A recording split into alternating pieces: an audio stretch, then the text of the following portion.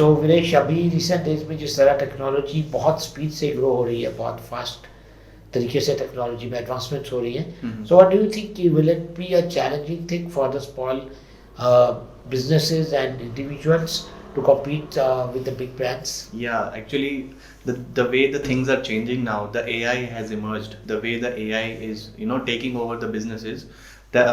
According to that, small businesses are not able to adapt these things very fast or very quickly. So इसमें क्या problem होती है कि जैसे कोई AI पे कोई किसी ने मान लो बिजनेस में कोई इनोवेशन हुआ है AI से रिलेटेड, तो छोटे बिजनेसेस में थोड़ी सी प्रॉब्लम्स तो होती ही हैं, क्योंकि वो एकदम से इम्पैक्ट पड़ जाता है उनके बिजनेस पे, या तो उनकी कोई ऐसी सर्विस है जो ऑटोमेशन हो गई है जहाँ पे पहले मैनुअल वर्क होता था, तो उस तरीके से छोटी छोटी चीज़ों से ये चीज़ें जो है वो प्रॉब्लम्स क्रिएट कर देती हैं बिजनेसेस में। बिल्कुल, और अभी रिसेंट डेज में ये देखा गया है कि जो AI है, अभी आप इसका एक बहुत बड़ा एग्जांपल है चैट जीपीटी, राइट? सो चैट जीपीटी से क्या हुआ, बहुत सी लोगों की जॉब्स भी स्टिक पे आ गई है। बिल्कुल, क्योंकि अब लगता है कि या कंटेंट राइटर्स की ज़रूरत रहेगी या नहीं रहेगी। बिल्कुल, क्या स्मॉल बिजनेसेस जो है वो सर्वाइव कर पाएंगे, नहीं कर पाएंगे। बेसिकली चैलेंज कहाँ आता है इमर्जिंग टेक्नोलॉजीज के साथ? अगर हम बोले स्मॉल प्लेयर्स को लेकर के बात करें, तो स्मॉल प्लेयर्स की दो लिमिटेशंस होती हैं। One is that they are not technology में उनका इतना ज़्यादा स्ट्रॉन्ग होल्ड नहीं होता। बिल्कुल, क्योंकि उनके पास इन हाउस टीम नहीं होती, उनके पास because they are not technology companies, right?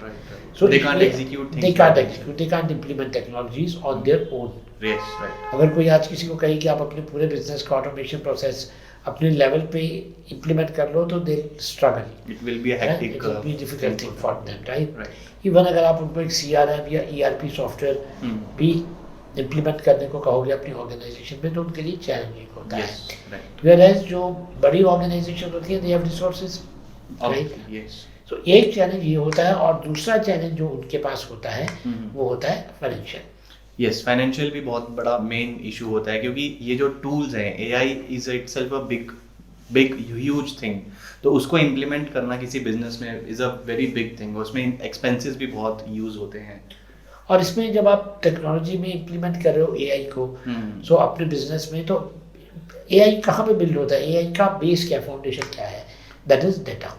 Absolutely, yes. So अगर आप डेटा नहीं दे रहे हो AI को, तो AI is nothing, right? So AI can not do anything. और डेटा ही एक ऐसी चीज़ है जो बड़ी ऑर्गेनाइजेशन के पास होता है, and based on that data they can use AI and they can implement these strategies, ये सब चीज़ें बिल्ड कर सकते हैं।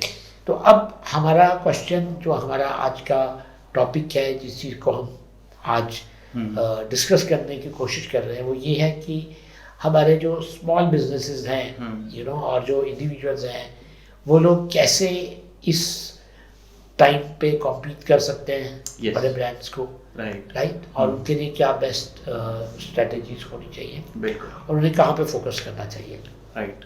तो सबसे पहले जो बिजनेसेस होते हैं उनको तो फोकस करना चाहिए कि डाइवर्सिफिकेशन किस तरह से हम कर सकते हैं अपने बिजनेस के थ्रू। हाँ, डाइवर्सिफिकेशन एक फर्स्ट स्टेप है, क्योंकि अभी क्या है कि आपको न्यू मार्केट एरियाज एक्सप्लोर करने चाहिए। Yes, right.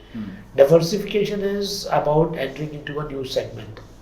आप कोई अपने बिजनेस में नया एरिया एक्सप्लोर करो, नई मार्केट को, अपॉर्चुनिटी को आइडेंटिफाई करो एंड वहाँ पे एंटर करो। बिल्कुल। उससे क्या होता है कि यू हैव मोर ऑप्शंस, आपके पास नए कस्टमर्स आते हैं और आप नया काम शुरू कर सकते हो। क्योंकि अगर आपको लगता है कि नहीं, आपका एग्जिस्टिंग जो बिजनेस है वो काफ़ी कॉम्पिटिटिव हो चुका है और वहाँ पे आपके लिए पॉसिबिलिटीज़ नहीं है, तो डाइवर्सिफिकेशन भी मगर कैसे करनी चाहिए कि आपके जो एग्जिस्टिंग रिसोर्सेज हैं, हाँ जी, वो यूटिलाइज होते हो। Okay, right. अब जैसे क्या है कि अगर आप टेक्नोलॉजी कंपनी हो, तो आप टेक्नोलॉजी में आप किसी एक डोमेन पर होंगे, मे बी आप सॉफ्टवेयर बिल्ड कर रहे हो, ठीक है? सो दैट मीन्स आप टेक्नोलॉजी में रहो, सॉफ्टवेयर पे रहो, मगर आप सॉफ्टवेयर से आपको डाइवर्सिफिकेशन करना है, तो सॉफ्टवेयर से डाइवर्सिफिकेशन आपका कहाँ हो सकता है? Hardware is easy approach. Yes, right.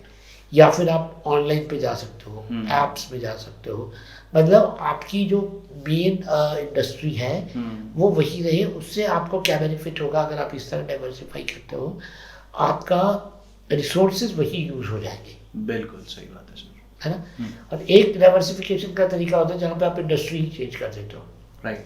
Like अगर आप आप अगर टेक्नोलॉजी इंडस्ट्री हो और आप टोटली हेल्थ केयर में आ जाते हो तो बिल्कुल डिफरेंट हो जाता तो है, वो डिफरेंट हो गया। Yes. तो वो भी एक डाइवर्सिफिकेशन का एक तरीका है, बिल्कुल। And that is also good approach. But अगर आप डाइवर्सिफिकेशन के लिए सोच रहे हो तो आप अपनी इंडस्ट्री में एक नए सेक्टर में एंटर करने की कोशिश करो and you will find better opportunities. बिल्कुल। सो डाइवर्सिफिकेशन के अलावा विरेश हम लोग एक और चीज़ कर सकते हैं, that is called innovation. Yes. Because innovation एक बहुत इंटरेस्टिंग चीज़ होता है जहाँ पे you don't have to change, जो आप कर रहे हो उसको चेंज नहीं करना है, उसको इम्प्रूव करना है, Yes. You have to make it better, right. So आप अपनी एग्जिस्टिंग सर्विसेज को कंटिन्यू कीजिए, जो आप सर्विसेज देना चाहते हो, जिस इंडस्ट्री में आप ऑपरेट कर रहे हो, जो प्रोडक्ट्स आपके हैं उसी पे आप इम्प्रूवमेंट, उसमें आपको इम्प्रूवमेंट करना है, right. That is called innovation.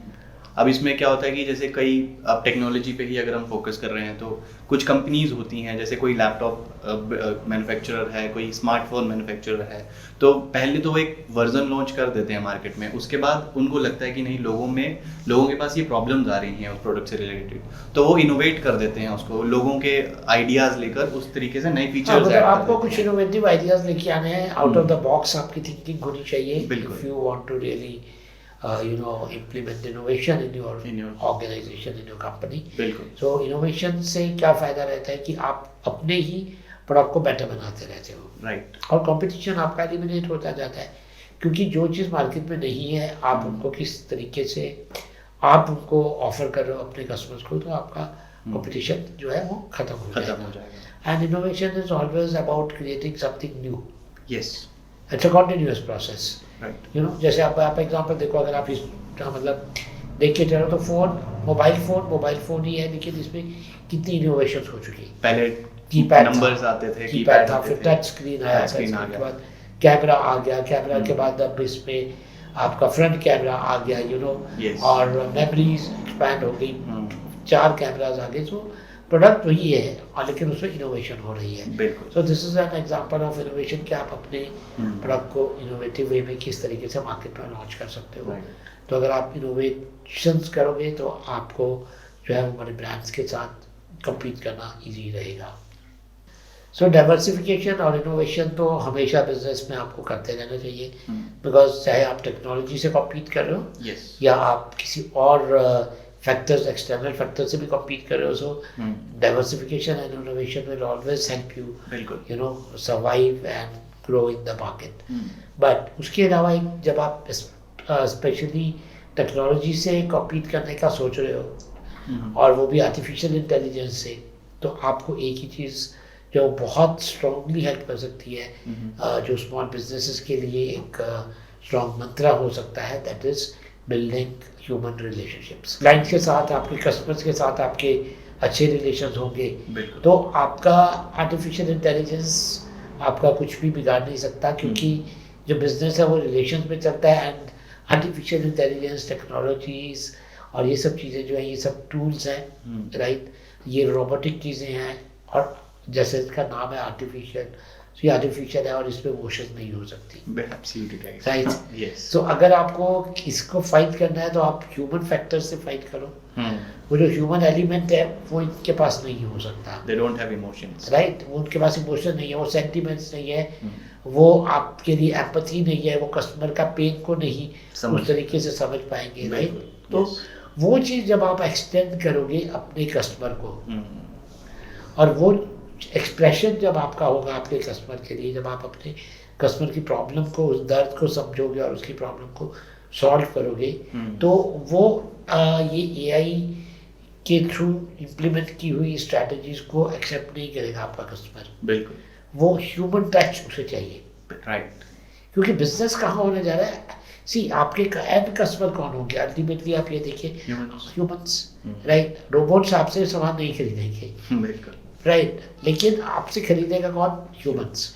तो अगर आप ह्यूमन टच उसमें नहीं दे पा रहे हो तो आपका बिजनेस सर्वाइव नहीं कर पाएगा। और ये सबसे बड़ा आपके पास वेपन है स्मॉल बिजनेसेस के पास, और कि आप अपना ह्यूमन इंटरेक्शन को बढ़ाइए, पर्सनल टच दीजिए, अपने कस्टमर का एक्सपीरियंस को बेस्ट बनाइए, एंड उन्हें कहीं पर भी ये महसूस होने ना दीजिए कि आर्टिफिशियल इंटेलिजेंस या टेक्नोलॉजी जो है उसके सॉल्यूशंस आपकी सर्विसेज से बेटर है। राइट।